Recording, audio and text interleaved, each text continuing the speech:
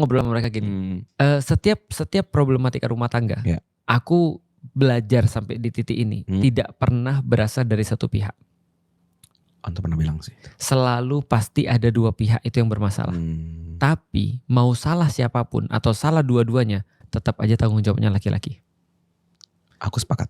Dan kalau permasalahan nikah muda ini ya, atau lebih tepatnya kita katakan tidak siap menikah. Karena gini ya, problematika yang tadi lu bantah, itu bisa dibantah balik lagi. Oke. Bahwasanya bukan hanya orang-orang yang nikah muda yang punya masalah. Tapi orang yang nikah tua pun juga punya masalah. Iya benar.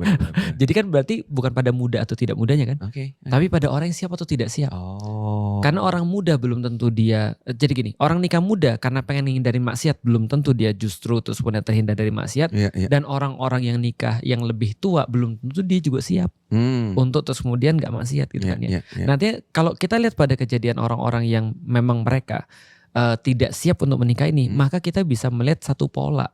Iya, Polanya adalah mereka mengambil keputusan menikah itu bukan karena purpose. Tapi karena pleasure.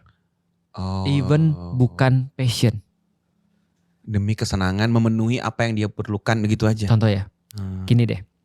Ada orang bilang, kenapa kamu menikah? Supaya aku gak maksiat. Sebentar, kenapa harus selalu tentang kamu sih? Oh no, iya lagi. Iya itu memang paling rendah. Gak ada masalah kalau memang kamu nikah karena kamu gak mau maksiat. Iya. Aku juga sama. Aku juga dulu bucin gitu maksudnya. Dan aku benar-benar merasa ketika aku kelemahannya adalah perempuan. Tapi kan tidak semua harus tentang kita kan. Maksudnya kalau kamu nikah dengan itu aja, itu boleh. Tapi apakah cukup? Karena kalau untuk kamu berarti pleasure. Bukan purpose kan gitu kan ya. Tapi orang lupa, aku juga nikah karena aku punya purpose. Tunggu. Dan itu kan kalimat tadi, asal aku gak maksiat, biar aku gak maksiat. Itu kan kamu berarti. Itu kan spesifik juga, maksiat tertentu kan? Iya. Artinya ketika dia menikah, dia tidak bermaksiat di titik itunya. Betul.